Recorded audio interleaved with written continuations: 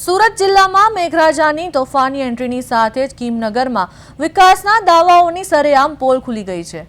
પ્રથમ વરસાદમાં જ આખું કીમનગર પાણીમાં ગરકાવ થઈ જતા સ્થાનિક વહીવટીતંત્રની પ્રી મોન્સૂન કામગીરી સામે ગંભીર સવાલો ઊભા થયા છે।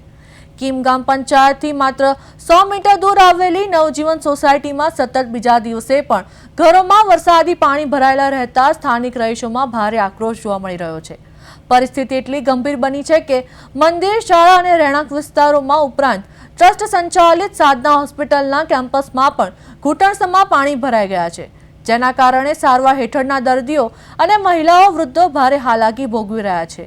કીમ બજાર વિસ્તારમાં બ્લોક થયેલી ગટરના કારણે ગંદુ પાણી બેક મારી રહ્યું છે અને કરોડોના ખર્ચે થયેલા વિકાસ કાર્ય માત્ર કાગળ પર જ રહેવાના આક્ષેપ સાથે લોકોનો વિરોધ વધતા આખરે પંચાયત તંત્ર જાગ્યું છે। પણ આજ સુધી હું 15 વાર સરપંચ પાસે ગટર માટે હું ગઈ છું, પણ મને કોઈ કીધું છે કે આવશે, પણ એ લોકો આવ્યા નથી।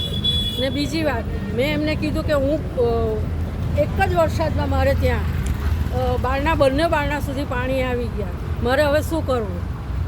આ વિકાસ નહીં કહેવાય। તમે કરો, રોડ બનાવો પહેલાં, તો તમારે પ્લાનિંગ કરવાનું કે આ મેઇન પહેલાંનો એરિયા છે, જમના કાકી ને અમારો આ મેઇન એરિયા છે, તો તે ગટર લાઈન પહેલાં કરવાની હોય, પાછળથી બધું પાણી અમારી ગટરમાં આવે। અમને સુરત જિલ્લાના મહુવા તાલુકાના બિડજોડ ગામમાં વરસાદના પગલે 2 કાચા મકાનો ધરાશાયી થયા હતા।